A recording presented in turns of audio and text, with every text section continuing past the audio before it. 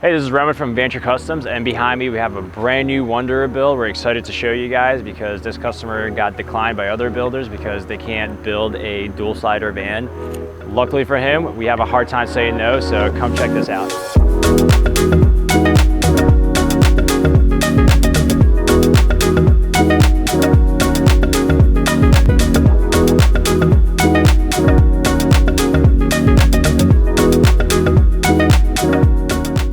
Right off the bat, we have the super open layout. This van is only 17.8 feet long, so it's the shortest van overall that we build on, and it's one of the most roomy vans, and it has a ton of storage.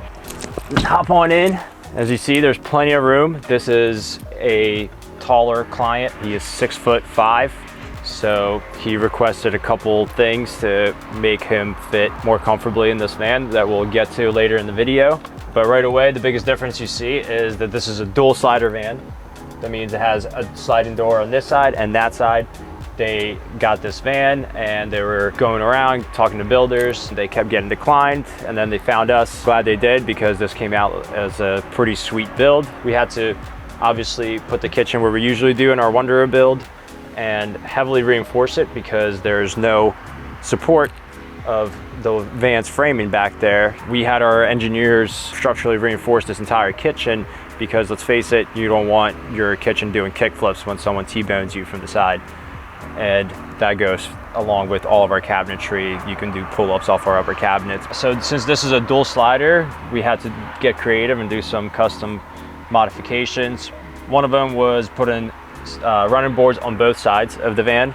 We also did a grab handle that we rib nutted into the frame of the van, so it's easier to get in and out. And a swivel seat on one of the chairs because Ram is weird and put one factory seat swivel on the driver's side but not on the passenger side. This is the first time I've seen this happen.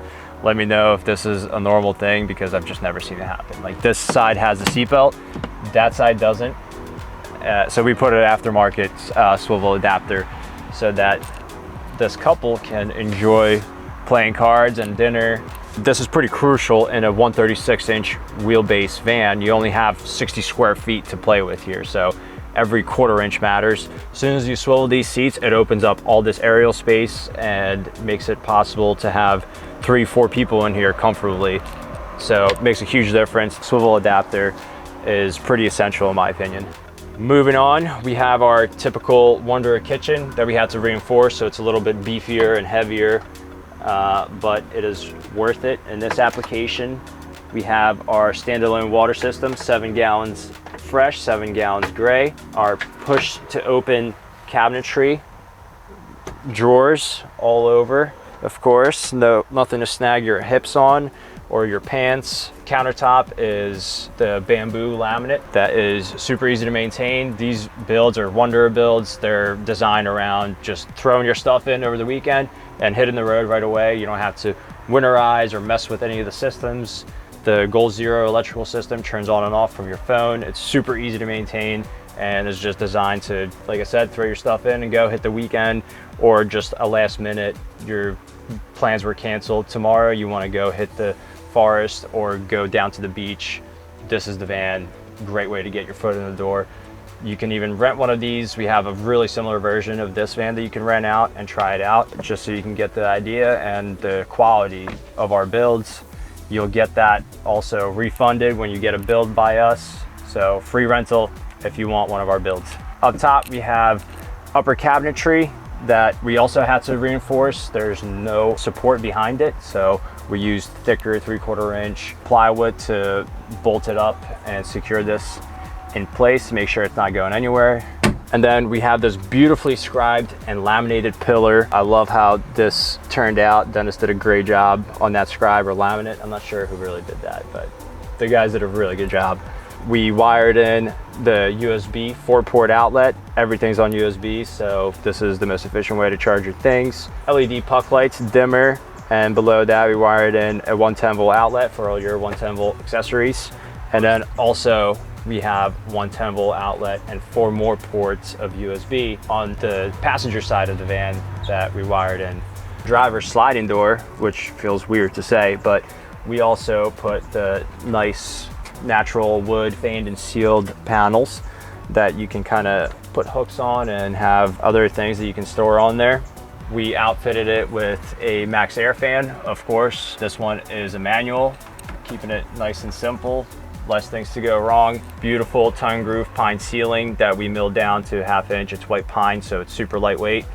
And above that, we have the best possible way you can insulate a van, a tin can, spray foam. I know some people may argue that wool or any other thing is better or healthier, but if you have professionals that do the proper mixture and spray foam it properly, there's no possible way you can do better than spray foam insulation. It's a reinforcement for your sheet metal in the van, and it sound deadens your entire van as well. It's in your fridges. It's been used for years. It is the best way to insulate things. It's gonna all be recycled with the van down the road in the future. Below that, we have our push to open drawer slides, marine grade drawer slides that push out our pretty big drawers for as small as this van is. All of our lines and cabinetry are symmetrical, and every line makes sense and has a purpose. Every little detail and screw that we put into our vans has a purpose. And then this Dinette box bench is slightly different as well. You open up the lid like we usually do. We have a little lip on it so you don't cut off circulation on your legs. It also has a front face that opens up and swings out. This customer is gonna have his own composting toilet that's gonna live in there, and they chose to have this box customized this way. And there's also a lagoon bracket, which you can swing out your lagoon table, mount it right here, and use it in this area. So now moving over to our bed area. This is a 68 by 60, so a fairly short queen bed, you could call it. This is a taller guy. We had to come up with a taller solution for our bed, and it was actually his idea, and we kind of worked together. And I've come up and done a lot of research on with this system where the bottom portion slides out. I haven't really seen this done on any vans because there's been a lot of other systems that require support on both ends. We didn't have that luxury, so we had to come up with this, our own contraption. I didn't want to lose the thickness of our really thin bed. Our bed platforms are 1.5 inches, and I really like that because it allows us to store large frame bikes underneath. In order to keep that height underneath our bed, we came up with this heavy duty drawer slide system, and it kind of slats together and it's all bolted up on aluminum extrusions, slides out like this really easily. It's super solid. This is a bigger guy. He actually came out and tested it with us. So once this slides out, this becomes into a king bed, including your countertop as part of it. Use our toilet box as a step to jump up here. You have a nice comfortable bedroom space to relax in on our laminated white walls. Now we don't paint anything anymore because paint stains really easily. Sirocco 12-volt fan that's super efficient, an essential piece to have if you don't have an air conditioner. Even if you have an air conditioner, I would highly recommend having a 12-volt fan. Behind that, we have a reading light with a USB charger underneath it. And then you have another reading light on the other side. This is not typically where we put our reading lights in Wanderer builds, but since this bed converts to sleep south-north, we have them in the south-north positions. And then we've equipped this van with a Fiamma awning. This is a top mount awning, one of our favorite parts of the van.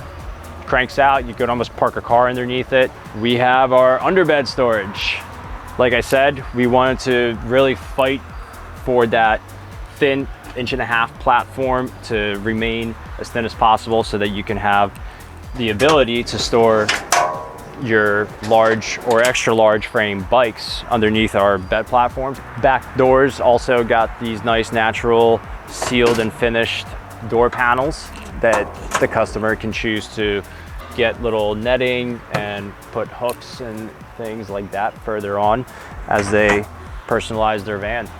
And our doors are also insulated. We choose to put the Thinsulate on our doors and window panels. A lot of customers come back later on and want to remove their insulation and put a window in the back doors. So we stop spray foaming the areas there, and whatever the manufacturer wants us to leave alone, for factory warranty purposes.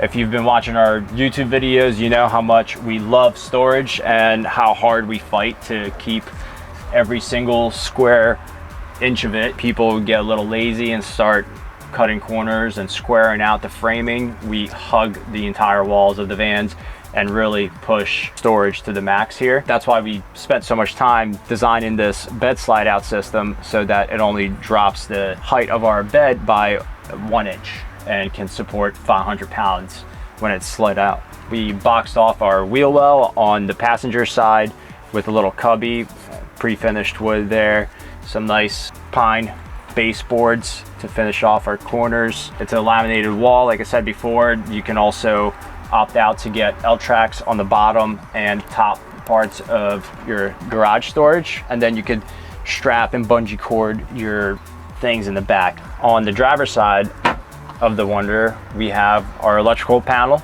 box. Usually the Goal Zero lives over here. This customer requested it to move it back here. We have the 110 volt outlet. You can control all this from your phone. You can plug in shore power. You have a nice clean system, which is your fuse panel right here, and all the wires neatly tucked in there and labeled. You still have some storage in there, and that's where we keep our short plug and things like that. And then below that is storage, big storage cubby over here, and below here as well. That pretty much wraps up underneath the bed storage. And we'll come over here. And on this side, the customer kept it nice and simple with just another running board. He's actually requested to take off our stickers so that he can really be in stealth mode. So we're gonna do that for him. This van is pretty stealth. This is the crazy part. It looks like we're in the UK where we drive on the wrong side of the road and have the doors on the wrong side, but this is just a dual-sided van. We have our kitchen, so we laminated the back of it and put a little door to access our plumbing.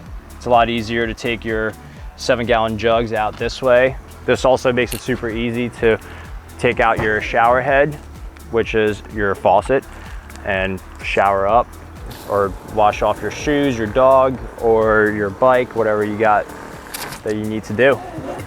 That easy.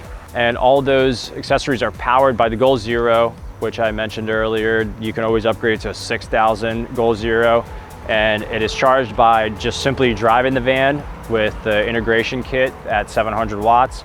And you also have 200 watts of solar panel up top, which you can double or triple in a van even this size. And that will be more than enough to power any of the goods that you need to, even an induction cooktop. That pretty much wraps up the tour of this sweet, unique Wanderer build. I hope you guys enjoyed it. Give us a like, subscribe, comment, and keep venturing on.